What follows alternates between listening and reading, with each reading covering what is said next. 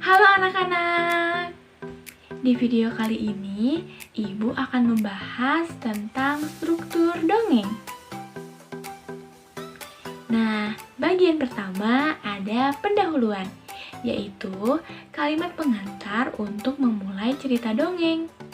Contoh kalimatnya seperti pada zaman dahulu kala, titik-titik-titik. Atau di suatu pagi yang cerah. Nah, seperti itu.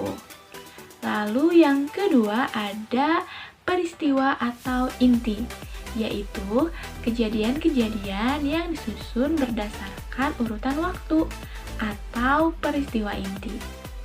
Lalu bagian ketiga yaitu bagian penutup. Adalah kalimat untuk mengakhiri cerita dongeng.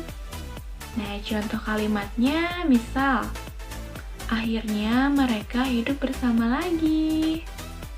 Atau, akhirnya mereka hidup selamanya.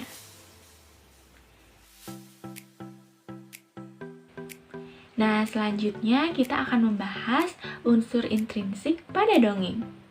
Ada 8 unsur yang harus kalian ketahui.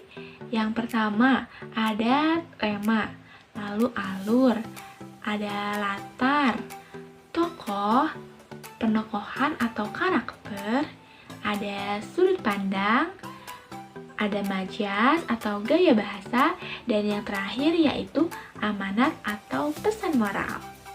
Mari Ibu jelaskan satu persatu.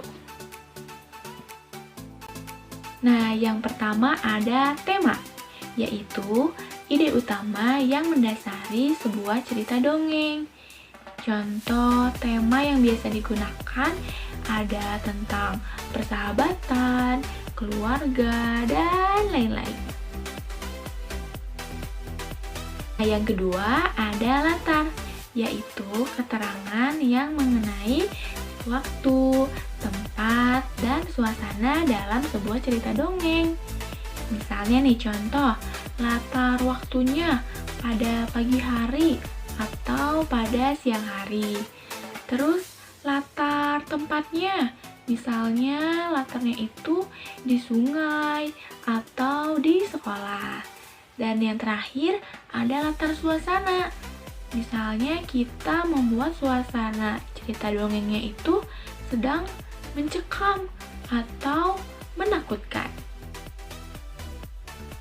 Nah, yang ketiga ada alur, yaitu urutan peristiwa dalam sebuah dongeng atau jalannya cerita dongeng.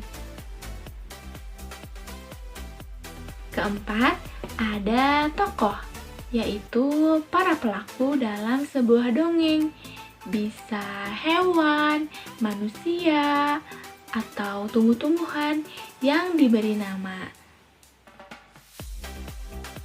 Kelima, ada penokohan, yaitu karakter atau watak dari tokoh di sebuah dongeng.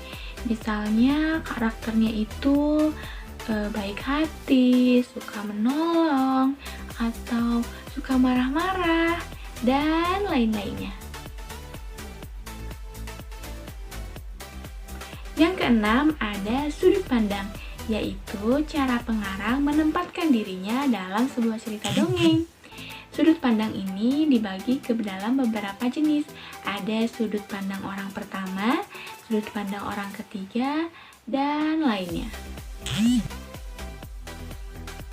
Nah, yang ketujuh ada majas, yaitu gaya bahasa yang digunakan dalam sebuah cerita dongeng. Dan yang terakhir ada amanat, yaitu pesan moral yang ingin disampaikan oleh penulis kepada pembacanya, atau pelajaran yang bisa diambil dari sebuah cerita dongeng. Nah, cukup sekian video pembelajaran kali ini. Sampai berjumpa di video pembelajaran selanjutnya. Dadah!